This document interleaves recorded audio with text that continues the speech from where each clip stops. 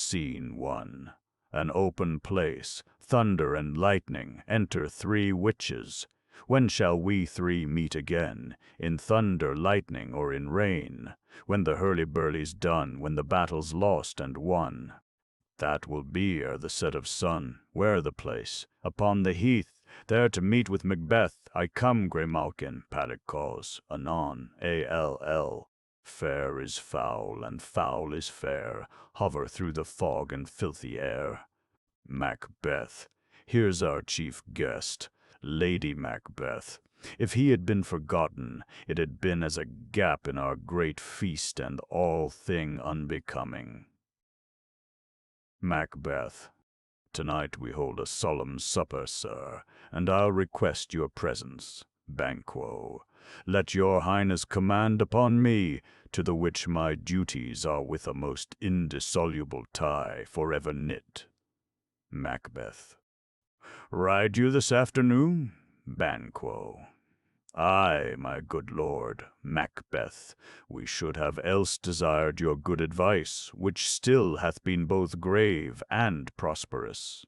In this day's council but we'll take tomorrow. Isn't far you ride?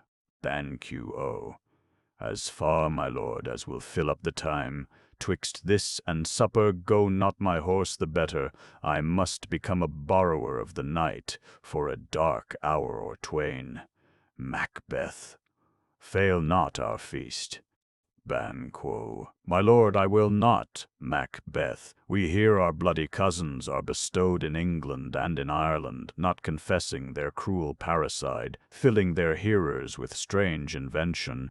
But of that tomorrow, when therewithal we shall have cause of state craving us jointly.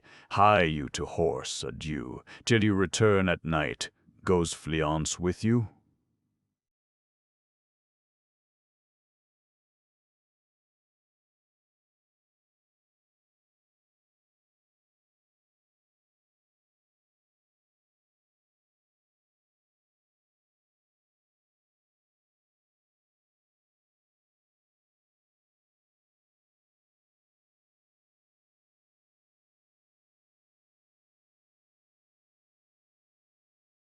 Aye, my good lord, our time does call upon's. Macbeth, I wish your horses swift and sure of foot, and so I do commend you to their backs. Farewell, let every man be master of his time till 7 at night, to make society. The sweeter welcome we will keep ourself till supper time alone, while then God be with you. Sirrah, a word with you. Attend those men, our pleasure. Servant, they are, my lord, without the palace gate. Macbeth, bring them before us. Mine eyes are made the fools of the other senses, or else worth all the rest I see thee still, and on thy blade and dudgeon gouts of blood, which was not so before. There's no such thing. It is the bloody business which informs thus to mine eyes. Now o'er the one-half world nature seems dead, and wicked dreams abuse, the curtained sleep. Witchcraft celebrates pale Hecate's offerings, and withered murder, alarumed by his sentinel, the wolf, whose howls his watch, thus with his stealthy pace, with Tarquin's ravishing strides towards his design, moves like a ghost. Thou sure and firm set earth, hear not my steps, which way they walk, for fear thy very stones prate of my whereabout, and take the present horror from the time, which now suits with it. Whiles I threat, he lives. Words to the heat of deeds too cold breath gives. A bell rings. I go, and it is done. The bell invites me. Hear it not, Duncan, for it is a knell that summons thee to heaven or to hell. Macbeth. Well then, now, have you considered of my speeches? Know that it was he, in the times past, which held you, so under fortune, which you thought had been our innocent self. This I made good to you. In our last conference passed in probation with you, how you were borne in hand, how crossed, the instruments who wrought with them, and all things else that might. To half a soul, and to a notion crazed, say, thus did Banquo. you made it known to us. Macbeth. I did so and went further, which is now our point of second meeting. Do you find your patience so predominant in your nature that you can let this go? Are you so gospelled to pray for this good man and for his issue, whose heavy hand hath bowed you to the grave and beggared yours forever? We are men, my liege. Macbeth.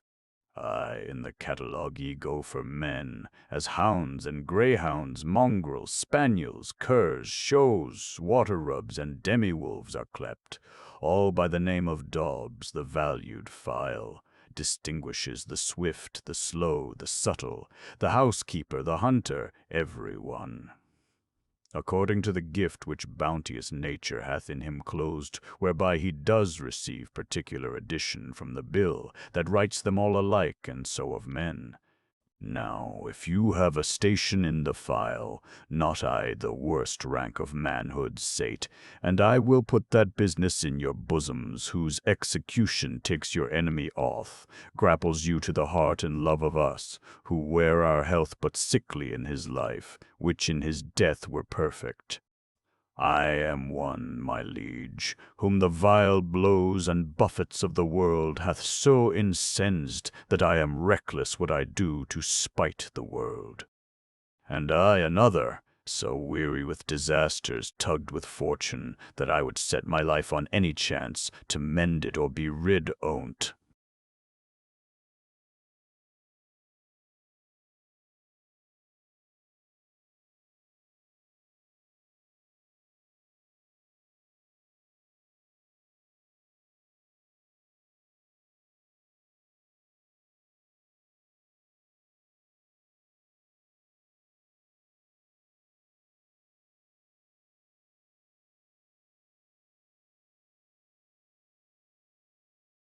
Both murderers.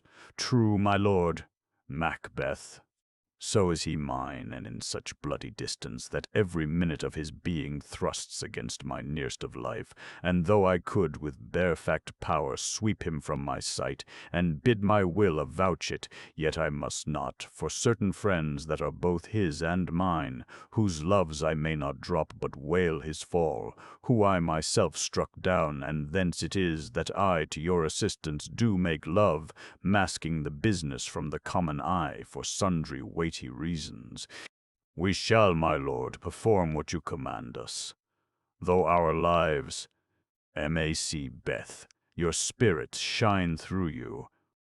Within this hour at most I will advise you where to plant yourselves, acquaint you with the perfect spio time, the moment on't fort must be done tonight, and something from the palace, always thought that I require a clearness. And with him Fleance his son, that keeps him company, whose absence is no less material to me than is his father's, must embrace the fate of that dark hour. Resolve yourselves apart. I'll come to you anon. Both murderers, we are resolved, my lord. Macbeth, I'll call upon you straight, abide within. It is concluded. Banquo, thy soul's flight, if it find heaven, must find it out tonight. Scene 2. A camp near Forres, alarum within. Enter King Duncan, Malcolm, Donalbain, Lennox with attendants, meeting a bleeding captain. Duncan. What bloody man is that?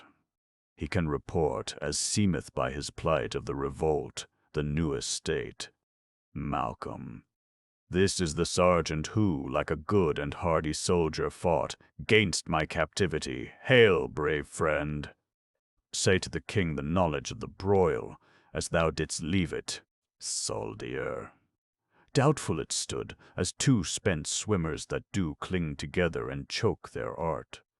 The merciless MacDonwald, worthy to be a rebel, for to that the multiplying villainies of nature do swarm upon him from the western isles, of kerns and gallow-glasses is supplied, and fortune on his damned quarrel smiling, showed like a rebel's whore. But all's too weak, for brave Macbeth, well he deserves that name.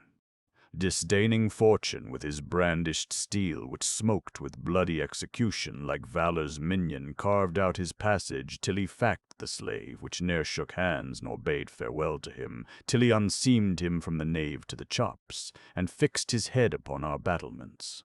Duncan, O valiant cousin, worthy gentleman, soldier, as whence the sun gins his reflection, shipwracking storms and direful thunders break, so from that spring whence comfort seemed to come, discomfort swells. Mark, King of Scotland, Mark, no sooner justice had, with valor armed, compelled these skipping kerns to trust their heels, but the Norwegian lord, surveying vantage, with furbished arms and new supplies of men, began a fresh assault. Duncan, dismayed not this, our captains, Macbeth and Banquo. Soldier, yes, as sparrows eagles, or the hare the lion. If I say sooth, I must report they were, as cannons overcharged with double cracks, so they doubly redoubled strokes upon the foe, except they meant to bathe in reeking wounds, or memorize another Golgotha, I cannot tell. But I am faint, my gashes cry for help. Duncan, so well thy words become thee as thy wounds, they smack of honor both. Go, get him surgeons, enter Ross and Angus. Who comes here? Malcolm, the worthy Thane of Ross. Lennox, what a haste looks through his eyes, so should he look, that seems to speak things strange. ROS, God save the king. Duncan, whence cam'st thou, worthy Thane? Ross, from Fife, great king, where the Norwegian banners flout the sky and fan our people cold.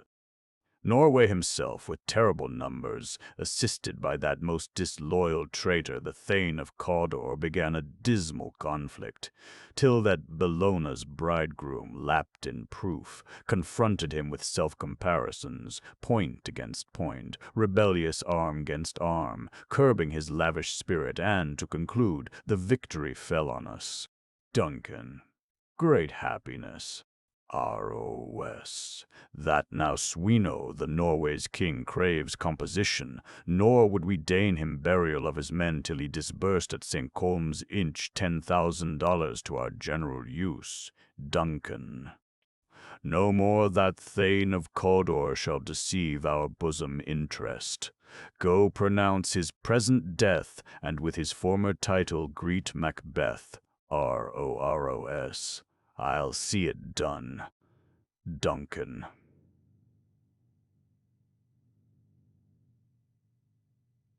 Binken. What he hath lost, noble Macbeth hath won. Lad Macduff, whither should I fly? I have done no harm. But I remember now I am in this earthly world, where to do harm is often laudable, to do good sometime accounted dangerous folly. Why then, alas, do I put up that womanly defense, to say I have done no harm? What are these faces? Enter murderers. Where is your husband? Lady Macduff, I hope in no place so unsanctified, where such as thou mayst find him. He's a traitor. Son.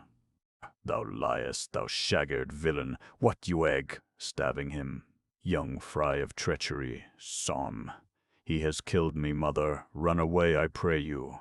Scene 3. A heath. Thunder. Enter the 3 witches. Where hast thou been, sister? Killing swine. Sister, where thou?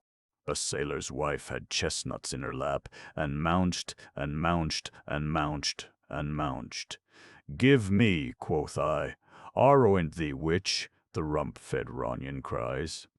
Her husband's to Aleppo gone, master oath tiger, but in a sieve I'll thither sail, and, like a rat without a tail, I'll do, and I'll do. I'll give thee a wind, thou'rt kind, and I another. I myself have all the other, and the very ports they blow, all the quarters that they know, I the shipman's car.